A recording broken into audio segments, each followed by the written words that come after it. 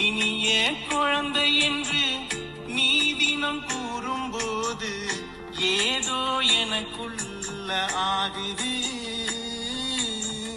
அதுதானே என்ன மெல்ல மாத்துது. நீ எப்படி இருந்தாலும் நீ என்னவாயிருந்தாலும் அப்படியே என் குழந்தை என்று சொல்லி உன் ஆஸ்திக்கு அதிகாரி ஆக்குன. ஓம் சாந்தி. 26/4/2025 காலை முரளி. ஓம் சாந்தி. பாப் தாதா மதுவனம். சாராம்சம்.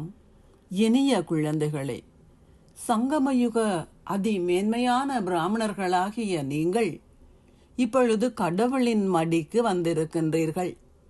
நீங்கள் சாதாரண மனிதர்களில் இருந்து தேவர்களாக மாற வேண்டும் என்பதுடன் உங்களுக்கு தெய்வீக குணங்களும் தேவையாகும்.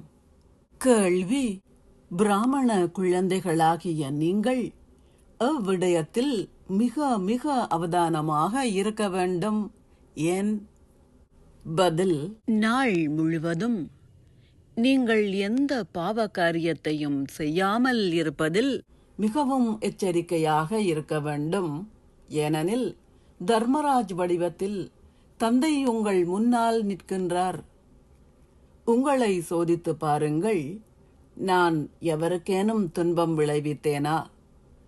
எவ்வளவு வீதம் நான் ஸ்ரீமத்தை பின்பற்றுகின்றேன்? இராவணனின் கட்டளைகளை நான் பின்பற்றுகின்றேனா? நீங்கள் தந்தைக்கு உரியவராகிய பின்னர் செய்கின்ற ஒவ்வொரு பாவச் செயலுக்கும் 100 மடங்கு தண்டனை கிடைக்கும். ஓம் சாந்தி. தாரணைக்கான சாராம்சம். 1. சரீர உணர்வுடையவராகி மிகவும் சத்தமாக பேசாதீர்கள். அந்த பழக்கத்தை முடித்து விடுங்கள். களவெடுப்பது, பொய் சொல்வது போன்றவை அனைத்தும் பாவங்களாகும். இவற்றிலிருந்து பாதுகாக்கப்படுவதற்கு ஆத்ம உணர்வில் நிலைத்திருங்கள். 2. மரணம் உங்கள் முன்னால் நிற்கின்றது. ஆகையால் தந்தையின் ஸ்ரீமத்தை பின்பற்றி தூய்மையாகுங்கள். தந்தைக்கு உரியவர் ஆகிய பின்னர் எந்த பாவச் செயலிலும் ஈடுபடாதீர்கள். தண்டனையில் இருந்து பாதுகாக்கப்படுவதற்கு முயற்சி செய்யுங்கள். ஆசீர்வாதம்.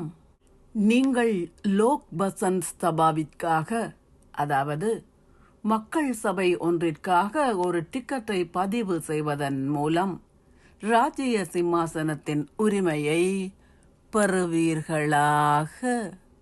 உங்களுக்குள் ஓர் எண்ணம் அல்லது யோசனை தோன்றும் போது எல்லாவற்றிற்கும் முதலில் அந்த எண்ணம் அல்லது யோசனையை தந்தை விரும்புவாரா என சோதியுங்கள்.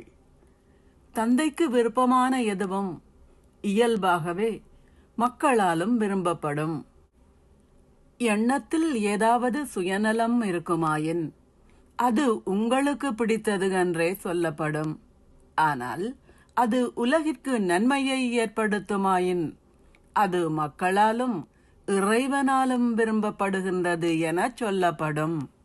லோக் பசந்த் சபாவில் ஓர் உறுப்பினர் ஆகுதல் என்றால் சட்டமும் ஒழுங்குகளும் உள்ள ஓர் ராஜ்ய சிம்மாசனத்தின் உரிமையை பெறுதல் என்று அர்த்தம்.